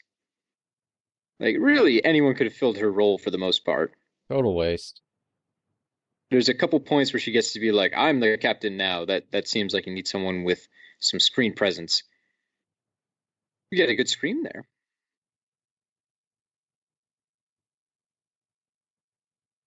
I mean, it's supposed to be. That's the thing. Like, all these events make the film feel like it should be much darker tone-wise than it is, but it can't make up its mind whether or not it's dark and serious or having a good time, fun and ridiculous. It never really gets too jokey. There's a couple of ad libs that break that, but that just makes it seem like, oh, that character is kind of funny under stress. Yeah, but there's like a haunted house ride kind of fun vibe that it's kind of ebb and flowing between that and then no, we're like the Thing, but it can't decide which Pinch, one to pinch, stick with. pinch, pinch. And then there's scenes about maritime laws. It's a movie without a tone. Oh God, it's a Baldwin.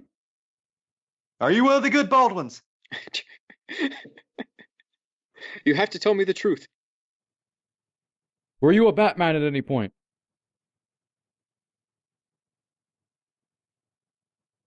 God, that is a weird thought. If you like had to deal with one of the Baldwins in a situation like this, like you'd have to do some serious math to figure out which one would be the least problematic there.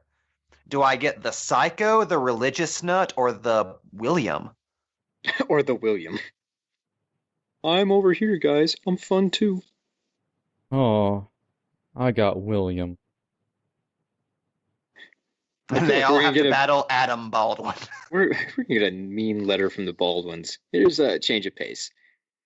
Here's a list of all the different special effects companies that contributed to the movie. There's Acme Models, which did miniatures. The All Effects Company, which did some of the robot effects. The Cinesite, Hollywood, digital visual effects. Digital Muse, they just got a thanks, so I guess they consulted. Fantasy 2 Film Effects, visual effects. Mirage Incorporated, they did visual effects. Pacific Title Digital, more visual effects, I'm assuming the titles. Tippett Studios, digital animation. Transformations Makeup FX Lab, which, makeup. Video Image, computer graphic visual displays, which everyone kind of forgets about, like, oh, right, someone actually has to go through and design all the little sonar blips that you see on screen. Vision Arts for digital effects, and XFX Images for more robotic effects. That's a lot of different companies to roll between. There are a lot of effects in here that you might not even realize.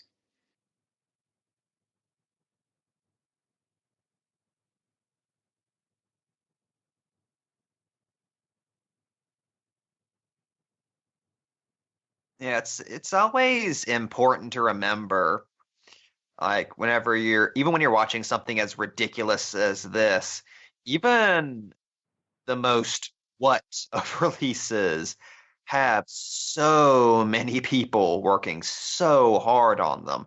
I can't imagine how heartbreaking that must be when you really put your heart and soul into something that even in a greatly received movie would probably go unnoticed, and it's Virus. Yeah. It was like your work is double buried.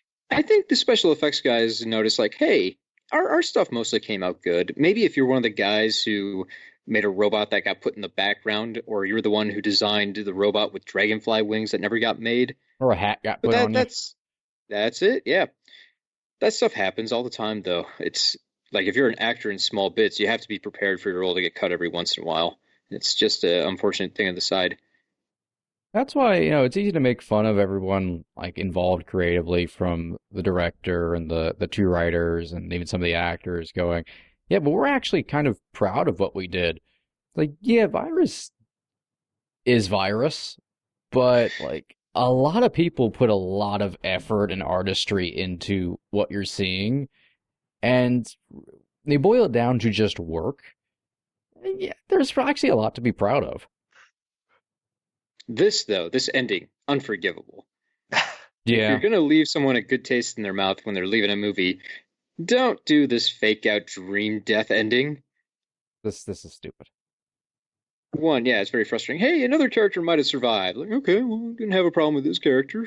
And he did just kind of disappear into the sea, so theoretically he could be alive. That makes sense. Ah, surprise, it's another jump.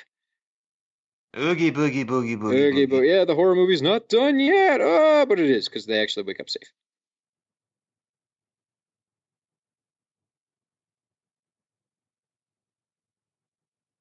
Great makeup, though. No, he was the best of us. Again, that pig scream. I hate that. Don't fake us out that way, guys. Come on. See, if she had just pulled back the hair and just seen that he was dead, that would have been a great dark moment in the ending. Like an anti-fucking Hooper being alive thing. You had to go and ruin it. Or they could even edit that with some music to make that a scare in itself. She pulls back the hair, sees the skin, and then wakes up on the plane. Because then Yeah. you could consider, oh, that was all probably canon, and you don't have the stupid fake. The internal logic bothers me. I know it's all dumb and pointless to get mad about something like that, the small difference, but it still bothers me. It's not how I want to see the movie end at all. There's a It's way bad to make form. that a great movie ending for the film, but instead it just ends up being stupid. I mean, as an example, look at the third film we're going to be doing in this series, which has the same ending, but it actually works. And that one I won't bitch about. So, Oh hey, yeah, we didn't Gail mention that this is Hurd. produced by Gale Ann Hurd. One thing we skipped over, David Egby also had a small cameo in the movie. The American officer on the ship that spots them at sea, who gets like 3 seconds of screen time, they decided they wanted that to be played by the DP as a way of getting back at him for taking so long to do his setups. There, now you know what it's like to wait. Also, I love how randomly epic and beautiful the score is at the end. Yeah, they said they wanted a Russian march. So the composer decided, yeah, I can definitely, yeah, that's what I want to do. I'll do that. But he didn't know any Russian. So if you pay attention to the background, there's a chorus singing to make the illusion complete that it's Russian. But they're basically just singing like place names and people's names backwards to make it seem like there's Russian words being thrown out. That seems so insulting. Oh yeah, and Mark Gordon. Virus, the comic book series. Check That's it gonna out look at your like- local bookstore. We're going to find out that there's like 10 omnibuses out there of Virus comics. They're probably still making them somewhere. Unfortunately, Virus is a standalone, but they did I think in the like early or mid 2000s release a new edition where the cover was just a scene from the ending of this movie that's not in the book. Which is an odd pull. Also, before this movie is over, I just want to point out that this is somehow the second movie where Donald Sutherland becomes an evil cyborg man in the third act. The other one being the CGI Astro Boy movie. Which is actually like, very underrated. I enjoyed that one. You get to see Sutherland be the Ironmonger. President Sutherland at that. That's a movie where the President of the United States puts on a mech suit and battles Astro Boy while complaining about hippies. So we I passed mean, by it, but this Steve could- Johnson's credit. The ever brilliant Steve Johnson worked on this. Just there. Look at all them puppeteers. Yeah. If you see a cool effect, particularly in the 90s, most likely Steve Johnson built that fucking thing. God, guys like that, like in a very literal way, built our fucking imaginations when we were young. Steve Johnson off of fucking The Abyss. If I'm not mistaken, the ship in this movie, like the model they used, is just the model from The Abyss repainted. I think I'm not sure what they used for miniatures, but they did actually have like a real ship. They got an actual ship, painted up half of it Yeah. that they're gonna film, an and actual went Russian out ship. on the open water. Which again, huge, terrible idea for most productions. Jaws is real lucky it panned out because that went so over schedule. Filming on the water is like almost always a bad idea.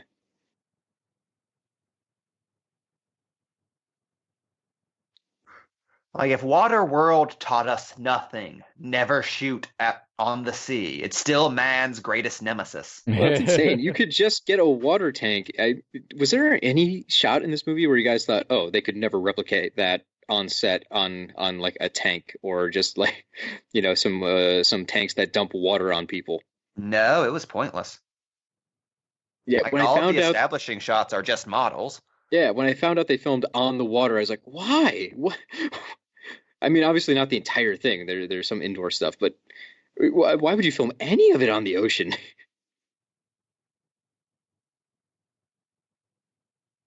Oh well. I mean, That's why I'm not the director of Virus. Just some Unfortunate. armchair director. Cody, you're a podcaster. That's true. That doesn't mean I know anything about filming on water, I guess. It's all book learning, Mike. Book learning. I'm sorry, I know there's about a filming special on effects books. coordinator. Shut up, there's a dumb name I have to point out. There's a special effects coordinator named Dick Wood. Hey! That's what we've Yeah, been that- reduced to.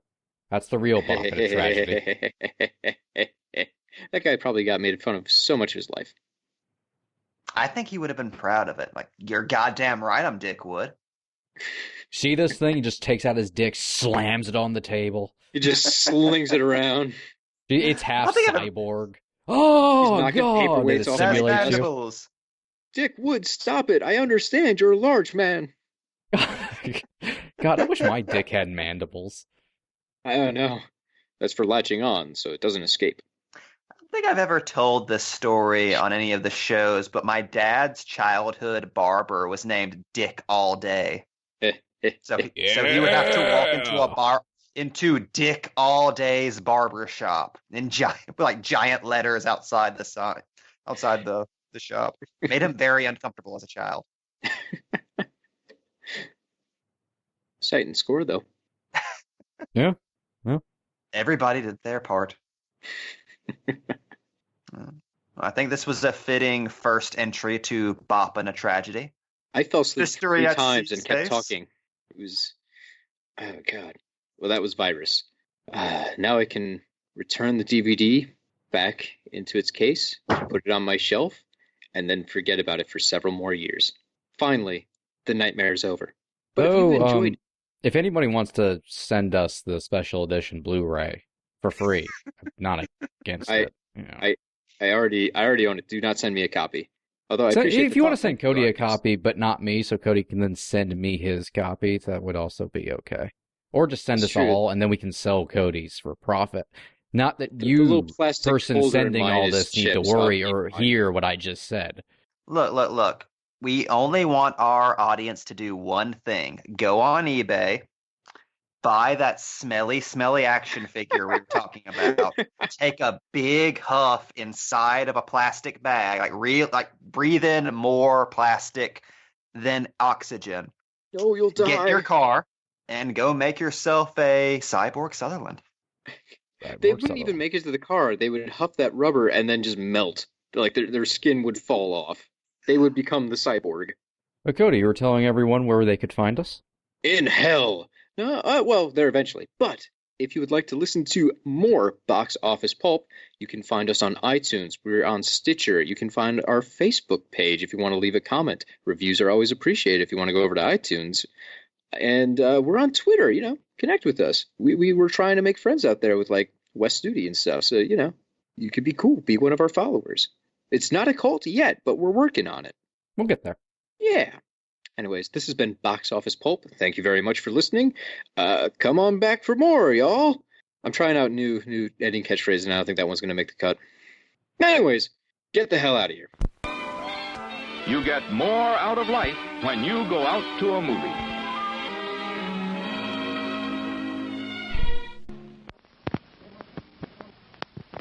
Please remember to replace the speaker on the post when you leave the theater. I don't know much about computers, but that there's an anchor. Man, virus. Man is virus. I wish Siri had been programmed like that. Do you think modern life would be better if it was just an angry man shouting things about its users? Fuck, I wish I could switch Siri or fucking Alexa to the virus monster voice. That would be awesome. Left. Man Virus, turns what left. is man? Fucking real-world technology sucks. Virus, what is man? Man is late for appointment at 11:40. Thanks, virus. Okay, This is a I charming can totally relationship. fucking change Alexa's name to anything that I want. I may change it to Virus now. Please change it to virus and have it recognize you not as Mike, but as man. Please do that. I'm doing that and taking a fucking video. Virus, what am I doing today? Man, you have 5 chores. Virus, who is the real virus? Man. Thanks, Myra. Virus. Tea. Earl Grey. Hot. This is Box Office Pulp Guy, and this has been a Pulp Podcast production. Now please, please, please, put a gun in my mouth and pull the trigger and say goodnight. And now, on with the show. There are a lot of issues that plague the Greetings and salutations, kiddos. It's me, your old goblin in crime, Roderick Kingsley, here with a special message for you, my adoring public. You may have noticed lately in my many appearances that I've had a bit of a spring in my pointy-booted step. No, boys and girls, the secret to my success is no wonder drug or miracle diet, but an elixir of the spirit. And, like a Halloween-themed Jehovah's Witness, I'm here to spread the good news like a bombardment of pumpkin bombs. The good news of graphic novelism. But, Uncle Hobgoblin, you ask, what is a graphic novelism? Don't interrupt me, you little shit! But yes, the tenets of graphic novelism are quite simple. A love for the comic book form in all of its forms. A rejection of the complacency that keeps it from reaching further heights. And, most importantly, a refusal to fall into the dark pool of negativity that has strangled the life out of this culture for too long. Since becoming a devout graphic novelist, I've rebuilt my goblin game from the ground up, soaring high above my fears and insecurities, as though they were the skyline of New York City. And all you have to do to walk this path is look deep within yourself and send your credit card number care of Ronnie the OG Hobby at gobmail.com. Or if you want to be a total Norman about it, just listen to the Graphic Novelism Podcast, where Alex Cook, James Lewis, and Mike Napier preach their love for the medium and warn against those that may do it harm. Remember, ladies and gents, if you want to be the hobgoblin of whatever it is that you do, listen to Graphic Novelism. Subscribe to it on iTunes and the Stitcher. Leave a rating and a comment. Visit graphicnovelism.com. And for God's sake, kill Spider-Man!